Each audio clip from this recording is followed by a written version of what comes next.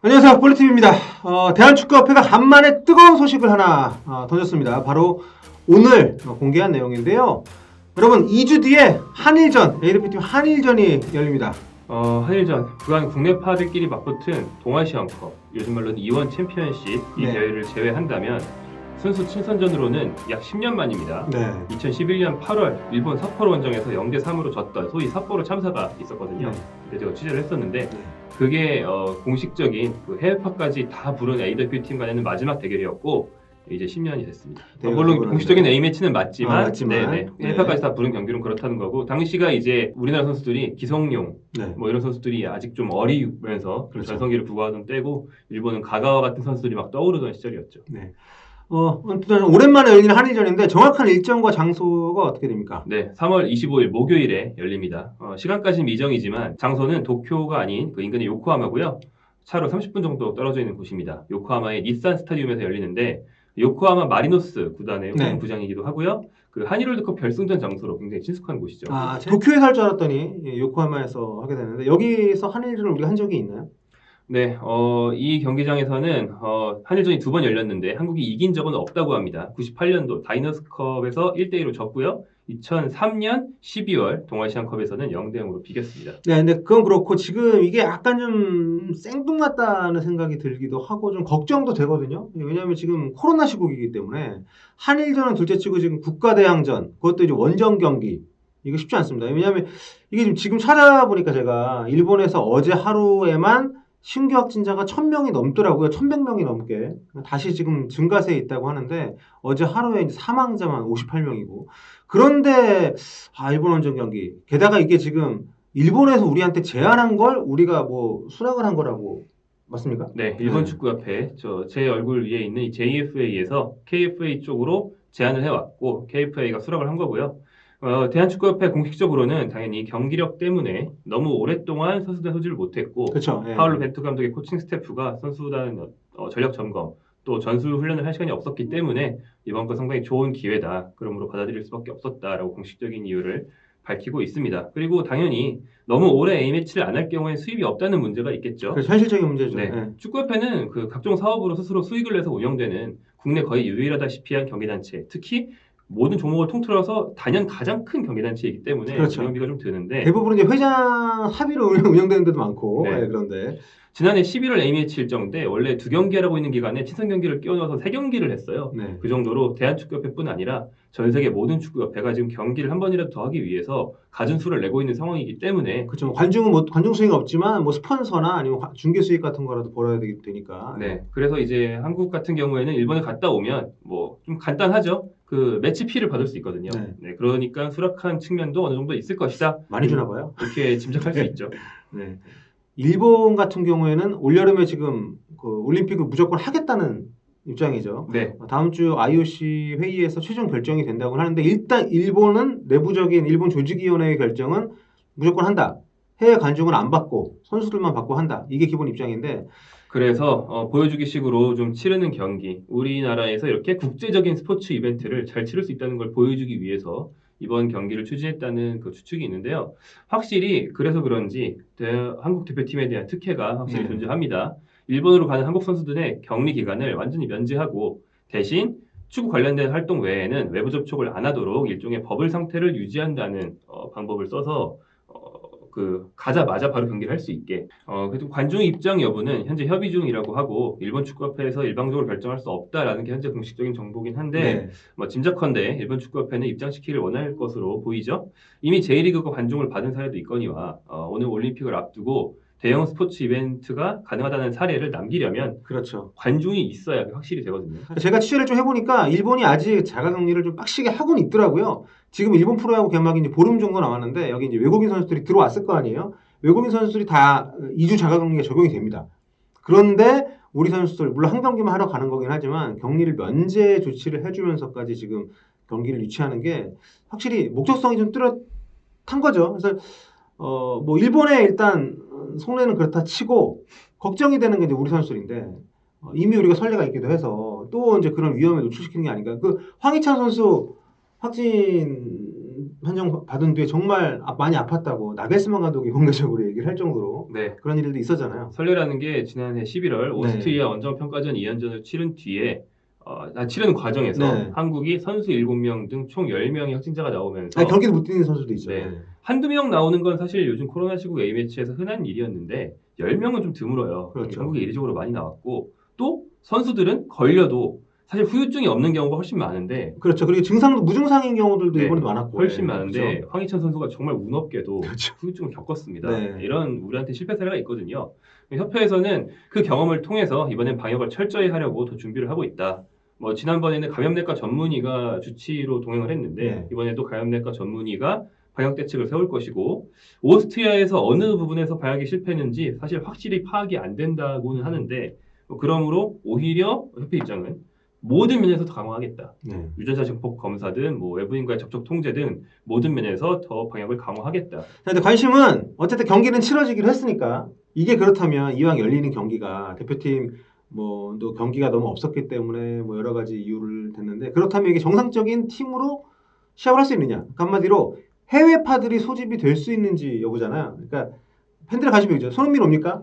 네. 일본은 뭐 미나미노, 뭐 시바사키, 뭐 쿠보 이런 선수 옵니까? 대한축구협회에서는 일단 해외파 선수들의 경우에는 공문을 일찍 보내야 되기 때문에 네. 이미 공문을 보냈다고 하고요.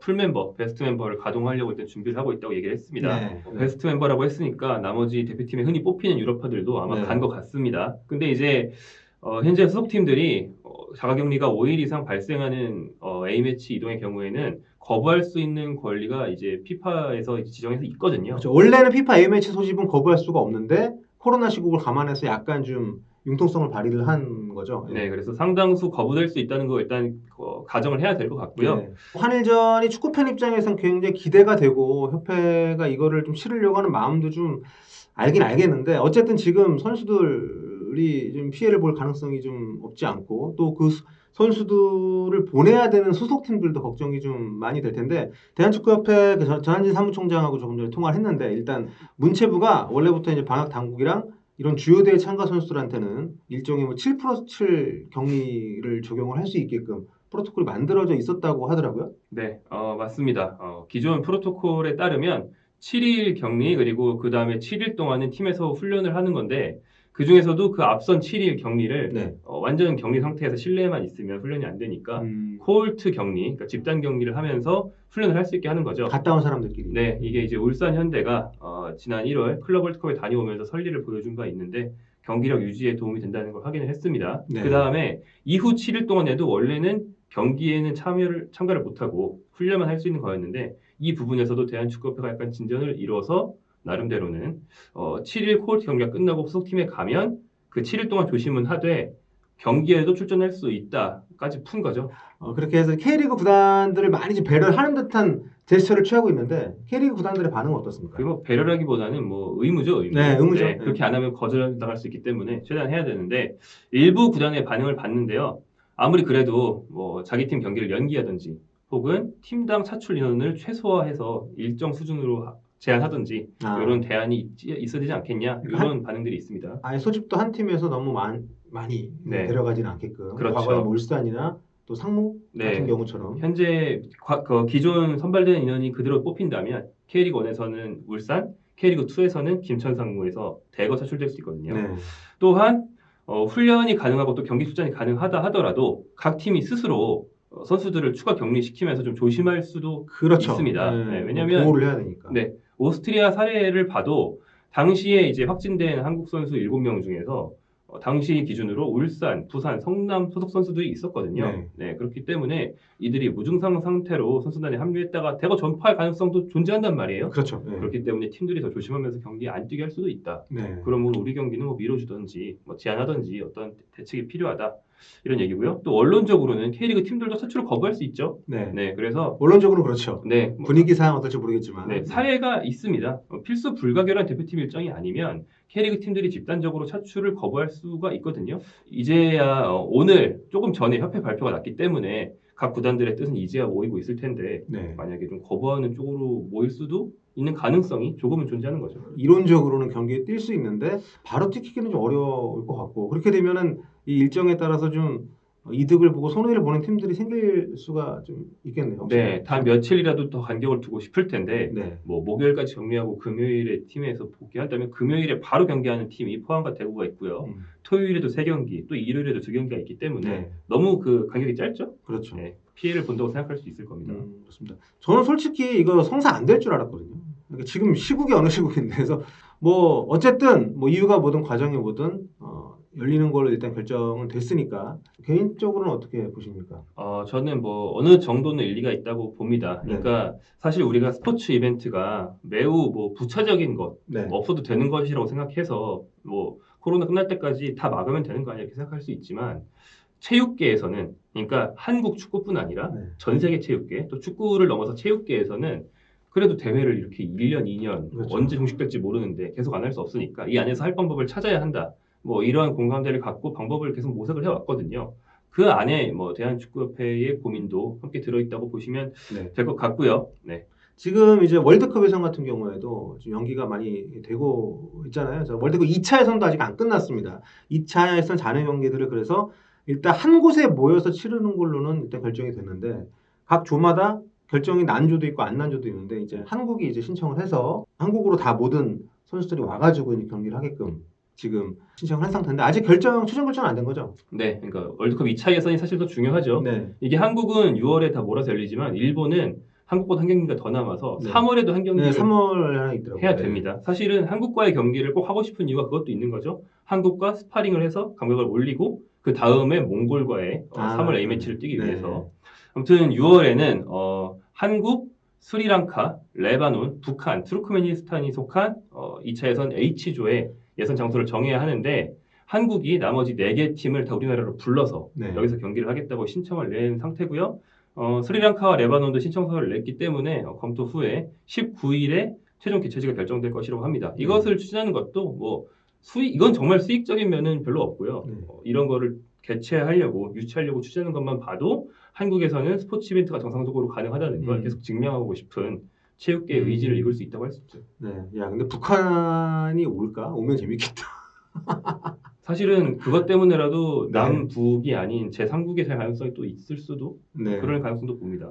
그렇네요. 아무튼 뭐 포스트 코로나 시대를 준비를 하는 과정에서 여러 가지 좀 갈등 요소들이 뭐 있는 것은 사실입니다만 어쨌든 이런 노력들이 뭐 마냥 아니 시국이 어느 때인데 이렇게만 생각할 건 아닌 거라는 생각도 좀 들고요. 하지만 그런 비판에도 굉장히 좀 공감이 가는 면이 많이 있어서 여러 가지로 막 복잡한 그런 결정 과정이 아니었나 생각을 합니다.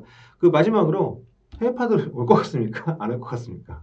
저는 많이 거절당할 것 같고요. 네. 이미 유럽 안에서도 이를테면 뭐 크로아티아의 루카 모드리치 선수 같은 경우도 레알 마드리드에서 차출을 거부하고 이런 사례들이 나라마다 왕왕 많이 나오거든요. 네. 그렇기 때문에 뭐 유럽에서는 뭐 네이션스 리그나 뭐 예선전이나 이런 것 때문에 차출 거부를 못하고 기왕 차출한 김에 앞에 친선 경기를 끼워넣는 식으로 했지만 이런 순수한 친선 경기 한 경기를 때문에 차출 요청을 한다? 상당히 거부될 가능성이 높다고 봅니다. 그래서 또 거기는 대륙간 이동인데도 그런데 이거는 완전 거긴 내 이동인데도 그런데 네. 대륙간 이동이 일어나서 이거는 쉽지 않지 않을까. 아무튼 지금 이게 TV 중계에도 2차 붙이려고 하는데 해외파 선수들이 오느냐 마느냐에 많이 영향을 받지 않을까 이런 생각이 좀 들더라고요. 네, 오늘 뭐 얘기가 좀 길어졌는데요. 아무튼 김동용 기자와 함께 10년 만에 열리는 한일전 둘러싼 여러 가지 이야기들에 대해서 한번 살펴봤습니다. 여기서 마무리하겠습니다. 여러분 다음 시간에 뵐게요. 고맙습니다.